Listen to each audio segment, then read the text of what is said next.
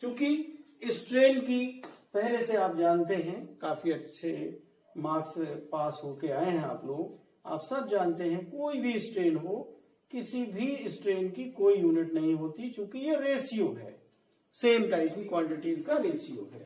Volume strain हो, चाहे longitudinal strain हो, चाहे शेयरिंग स्ट्रेन हो। अब जो फोर्थ है वो है पॉइसन्स रेशियो।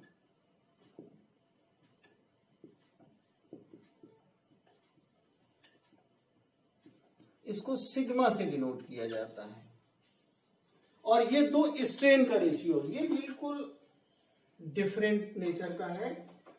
इलास्टिक कांस्टेंट ये है सिग्मा, जो कि दो स्ट्रेन का रेशियो है बीटा अपॉन अल्फा, यानी कि लेटरल स्ट्रेन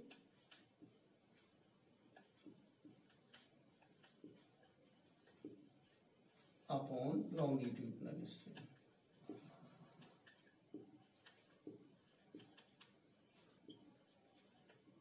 जिसको आप शॉर्ट में बीटा अपॉन अल्फा भी कह सकते हैं। Poisson's ratio is beta upon alpha. इसकी कोई यूनिट नहीं है, नो यूनिट। पॉइसन्स रेशियो की कोई यूनिट नहीं होगी किसी भी। अब आप ये भी सोच सकते हैं कि हम इलास्टिसिटी क्यों पढ़ते हैं? सिर्फ रटने के लिए पढ़ते हैं? सिर्फ समझने के लिए पढ़ते हैं? हम समझने के लिए पहले पढ़ते हैं। दूसरा जो कारण है, आप जानते हैं कि जो एडवांसमेंट हो रहा है साइंटिफिक, वो बिना स्टडी, बिना ज्ञान के नहीं हो रहा। ये मैटर की जो मैकेनिकल प्रॉपर्टी है इलास्टिसिटी, इसका यूज इंजीनियरिंग में बहुत ज्यादा होता है। किस पर्टिकुलर जगह पे किस मटेरियल को यूज करना है, उसके इलास्टिक कांस्टेंट्स क्या हैं, ये जानना बहुत जरूरी होता है। हाँ, उसके एप्लीकेशन पॉइंट ऑफ व्यू से आगे इंजीनियरिंग में पढ़ा जाएगा, लेकिन उसकी जो बेसिक जो जानकारी है वो हम लोग फिजिक्स में पढ़ते हैं। अब मैं एक बार फिर इलास्टिसिटी को कह दूं कि एक्चुअली ये जो बॉडी का अपना स्वयं का शेप और साइज को मेंटेन करना, ये नेचर के लिए बहुत आवश्यक है। अगर ये ऐसा नहीं होता तो बहुत सारे एप्लीकेशंस जो हम करके हम ये बिल्डिंग्स बन रही हैं या ये ब्रिजेस बनते हैं, हर जगह इस प्रॉपर्टी को ध्यान में रख के ही मटेरियल सिलेक्ट किया जाता है। तो आपको क्या करना है, इलास्टिसिटी को एक बार समझना भी है, उसको चिंतन करने की आदत डालिए, और अपने आप ही जब सब्जेक्ट आने लगता है तो उसको रटना भी आसान हो जाता है। एप्लीकेशन इसका पर्पस होता है। एप्लीकेशन के पर्पस से पहले नेचर को जानना भी जरूरी होता है। तो elasticity is the property by virtue of which the body regains its original shape और size after removal of the deforming force. अब एक चीज आप पढ़ते हो कि steel is more elastic than rubber. आप रटने वाले अंदाज में मैथमेटिकली निकाल देते हैं कि YS is greater than YR, यानी स्टील का यंग मॉडुलस रबर के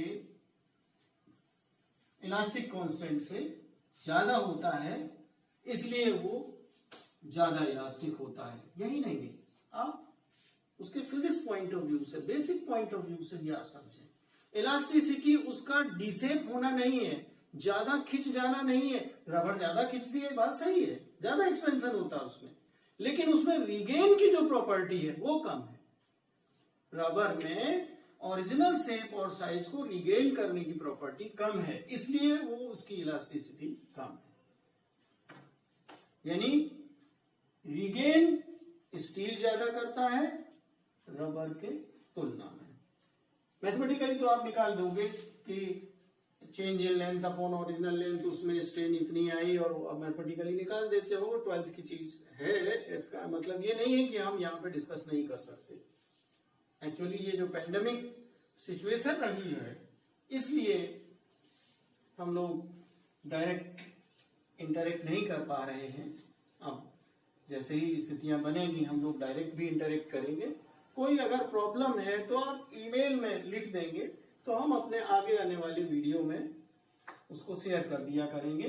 जैसा कि हमसे पूछा गया कि प्रेशर और उसमें क्या डिफरेंस है, तो मैंने उस पर जोर दे के डिस्कस किया कि प्रेशर और स्ट्रेस के जो बेसिक चीज क्वांटिटी है नहीं समझ पाते हैं, तो मैंने समझाने की कोशिश करी है। अब आगे से हम लोग इलास्टिक कांस्टेंट्स के बीच में जो रिलेशंस हैं वो नेक्स्ट क्लास में हम लोग डिस्कस करेंगे, तब तक रिवाइज करेंगे। हाँ, कुछ बातें और भी हम आपसे शेयर करना चाहते हैं। हमारी जो पॉलिसी है पढ़ाने की वो यही रहेगी कि पहले हम इलास्टिसिटी का पूरा चैप्टर कंक्लूड करेंगे, उसके बाद प्रॉब्लम्स पे आएंगे। हम इन्हीं बुक्स के, जब आपके पास बुक्स हो जाएंगी तो मैं आपको जो सॉल्व क्वेश्चंस हैं कौन से ज़्यादा जरूरी है करने, उनके हम बता देंगे, मार्क कर देंगे, और वो इसमें गूगल क्लास प्लेटफॉर्म पे लिख के बता देंगे। उसमें वीडियो में डालने की जरूरत नहीं है, वो नोट भी होगा। अब आप नोट करके उनको सॉल्व को करेंगे, उन्हीं सॉल्व के आधार पे अनसॉल्व करेंगे। जब आपकी प्रॉब्लम आएगी उनको मैं सॉल्व करूंगा। एक बात और है कि जैसा पिछले सालों में होता रहा है कि 2 पेपर ऑब्जेक्टिव टाइप के आते रहे हैं, और सुना है कि अगर ऐसी सिचुएशन रही तो फ्यूचर में सारे तीनों पेपर ही ऑब्जेक्टिव कराए जाएंगे। तो ऑब्जेक्टिव के हिसाब से हम पॉलिसी बना लेंगे, लेकिन सब्जेक्ट को पहले जानेंगे तभी ये सारी चीजें हम लोग अच्छे से कर पाएंगे। ये मेरा मानना है। सब्जेक्ट की जानकारी सबसे जरूरी है। तो पहले हम कंटिन्यूअस 4 लेक्चर में ये इलास्टिसिटी को पूरा हम कंप्लीट करेंगे, और 5वें में कुछ बचा हुआ जो थ्योरेटिकल रह जाएगा उसको पूरा करेंगे, और जो कुछ सैंपल प्रॉब्लम्स भी आपको करा दी जाएंगी।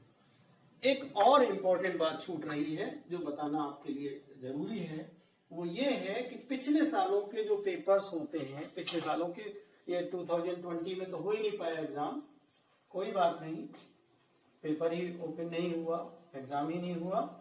ये जो अनसॉल्व पेपर आता है उसमें सिलेबस भी होता है, इसको और परचेज कर लें।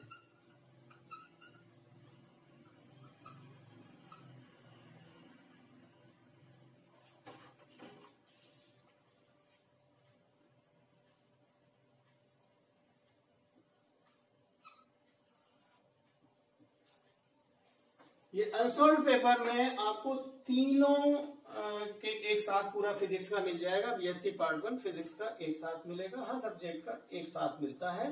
बुक के जितनी बुक जरूरी है उतनी ही जरूरी अनसॉल्व पेपर है। जब वो चैप्टर साथ में होता जाएगा, अनसॉल्व पेपर से आप वेरीफाई करेंगे कि कैसे क्वेश्चंस हमें करने हैं, और सर ने जो पढ़ाया है वो कंप्लीट हो रहा है या नहीं हो रहा, कोई टॉपिक छूट तो नहीं रहा है, उसकी पूरी लिमिट डिसाइड हो जाती है। और आपके अंदर क्वेश्चन पेपर को देखने के बाद करने के बाद कॉन्फिडेंस भी आता है। तो 2 काम आपको करने हैं। पहला तो आप एप्रोप्रिएट बुक, मेरे हिसाब से जो मैं प्रेफर कर रहा हूँ वो जेसी उपाध्याय को कर रहा हूँ, लेकिन उससे भी थोड़ी सी और सिंपल किताब है जेपी अग्रवाल वाली, उसको भी आप परचेज कर सकते हो।